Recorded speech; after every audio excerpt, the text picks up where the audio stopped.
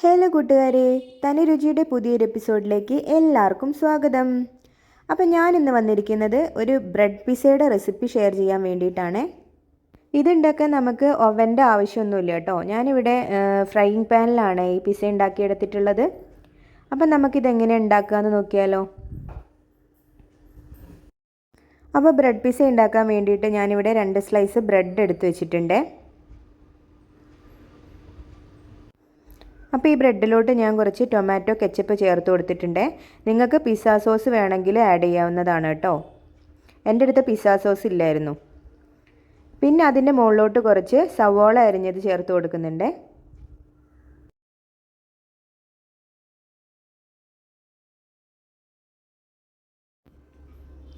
ഇനി ഞാൻ കുറച്ച് ടൊമാറ്റോ ചെറിയ കഷ്ണങ്ങളായിട്ട് അരിഞ്ഞതും കൂടെ ചേർത്ത് കൊടുക്കുന്നുണ്ട്.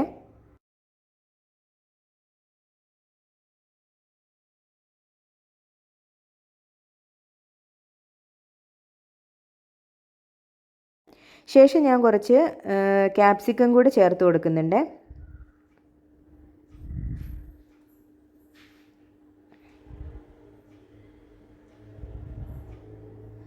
ഇനി ഞാൻ കുറച്ച് ഗ്രേറ്റ് ചെയ്ത ചീസും കൂടെ ചേർത്ത് കൊടുക്കുന്നുണ്ട്. ഞാനിവിടെ മോസറല്ല ചീസാണ് എടുത്തിട്ടുള്ളത്. നിങ്ങൾക്ക് വേണമെങ്കിൽ ചീസിൻ്റെ ഷീറ്റ് വേണമെങ്കിൽ യൂസ് ചെയ്യാം കേട്ടോ.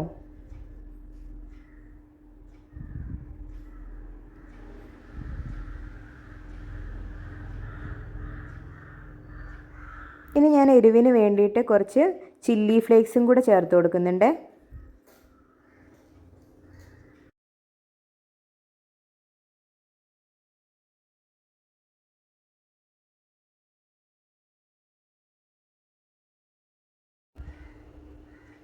ഇനി കുറച്ച് ഒറിഗാനോയും കൂടെ ചേർത്ത് കൊടുക്കുന്നുണ്ട്. ഒറിഗാനോ ചേർക്കുമ്പോൾ നമുക്ക് ശരിക്കും പിസയുടെ ടേസ്റ്റും അതേപോലെ തന്നെ ആ സ്മെല്ലും ഒക്കെ കിട്ടുമേ.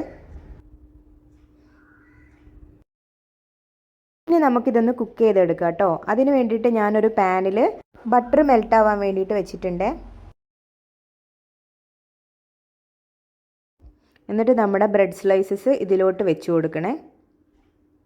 ഇനി നമുക്ക് ചീസൊക്കെ മെൽറ്റ് ആവാൻ വേണ്ടിയിട്ട് മൂടി വെച്ചിട്ട് വേവിച്ച് കൊടുക്കാം കേട്ടോ. ഒരു 2-3 മിനിറ്റ് ലോ ഫ്ലെയിമിൽ ഇട്ട് കൊടുക്കണേ. അപ്പോൾ ഇത് നമ്മുടെ ഈസി ബ്രെഡ് പിസ ഇവിടെ റെഡി ആയിട്ടുണ്ട്.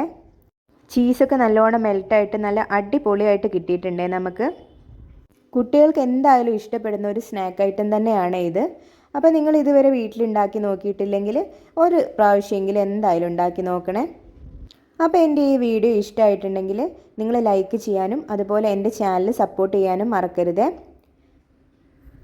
ഇനി ഇതുപോലുള്ള മറ്റൊരു ഐറ്റമായിട്ട് നമുക്ക് അടുത്ത വീഡിയോയിൽ കാണാം കേട്ടോ.